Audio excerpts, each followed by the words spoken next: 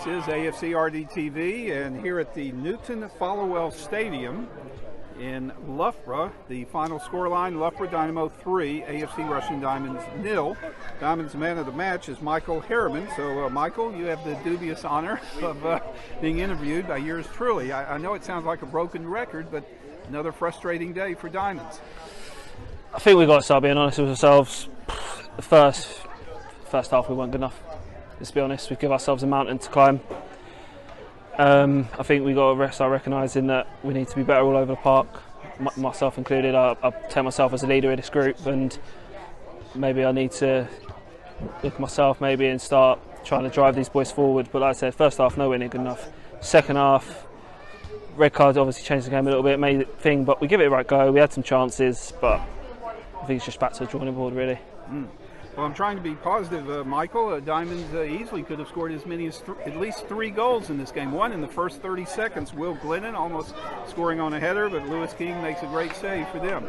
That's the thing, like I say, goals change games at this level. Do you know what I mean? You know, if we get that first goal, things might change, and like I said, confidence and momentum grows. But like I said, we've conceded something of what maybe a soft goal, first one. Like I said, puts us on the back foot, and then like I said, the chances are coming. We just start sticking the ball in the net and stop them at the other end. I think just got to go back to basics. We have 2 new players in the lineup today for Diamonds: Will Summerfield and Dylan Edge. Dylan, in fact, almost had a breakaway goal, but again, King makes a save. Yeah, both boys came in and I thought done really well today. Really good credit to themselves, you know, and both, like I said, lacking match fitness, but got 90 in them. And like I said, they didn't look out of place. They were really good, showed their quality. Like I said, the fitter they come, the more into the game they'll come, and it'll be good news for us, hopefully. Well, Michael, I'm stating the obvious, but it was a bit of a sucker punch. Just before halftime, Norris scores for Loughborough. That's the worst time to give up a goal, just before halftime. Yeah, it's kind of been a common theme with us this year. We concede, we get on top, we have chances, and then when we're probably the better side at that moment in time, we concede again. And like I said, 2-0 down at half time, away from home, current form, it just gives us a mountain to climb. And like I said, we've got to start being honest with ourselves, and like I said, we've got to get that extra 10% from ourselves, and just we've got to start picking the results up now. Sure. And early in the second half, another big turning point you mentioned just a moment ago, I believe it was in the 53rd minute. Luke Massingham, it might have been, say, a yellow card, but instead it's a straight red. Is that a bit of a harsh call, you think?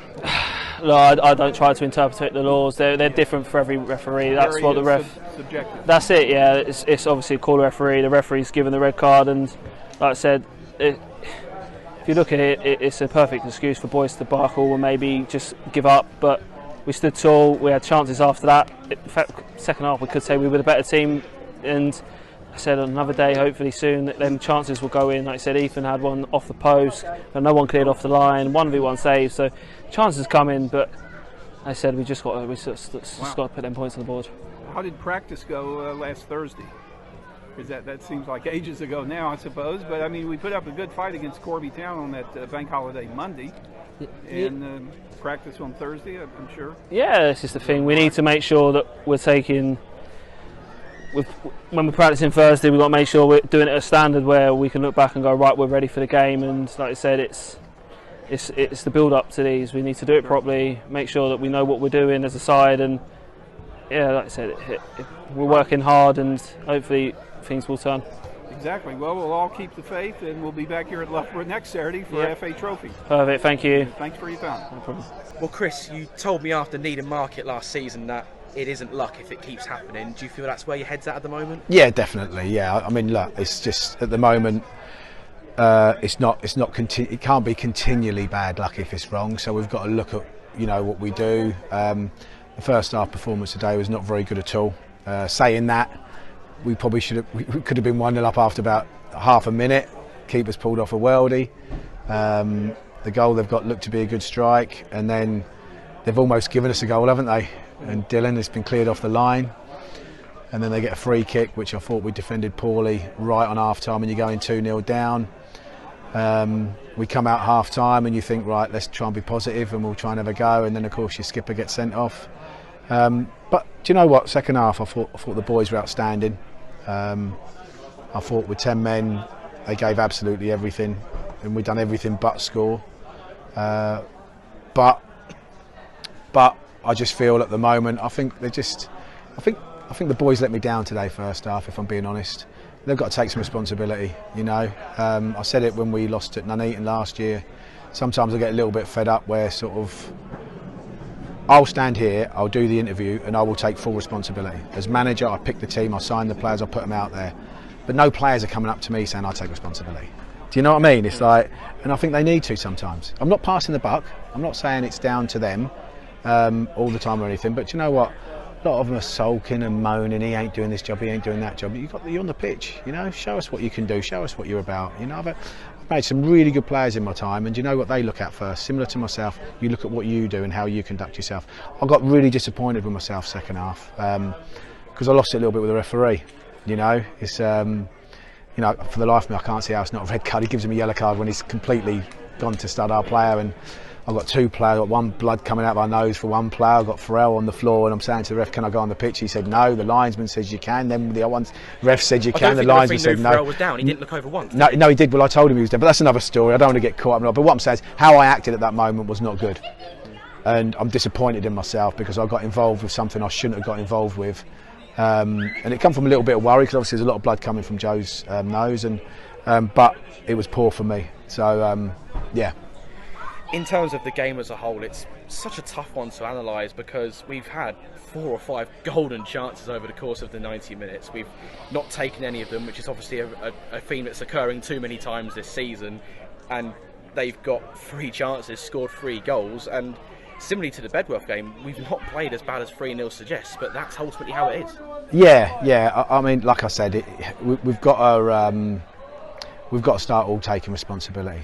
You know, and like I said, that starts with me. So, you know, we've got to try and have some talks. We've got to try and find out where everyone's at. And if they're not up for the battle, then don't stay. You know, I don't want anyone being at the club who thinks they're doing me a favour if they don't want to be here, because they're not. You know, this week, some of the things that happen is it's like, you know, I've had players ringing me saying, I think, you know, I'm disappointed. Like, you know, I weren't picked the other day, and I'm thinking, bloody hell, you've had your chances. You know, we miss. And there's lots of things going on in the world that we live in away from football, which puts life into perspective. So, and that's what I said to the players after the game today. You know, it's not life or death. You've got to try and not get into dark places mentally when you're losing football matches. Sometimes we all struggle, especially as a manager. I think you breathe it, you eat it.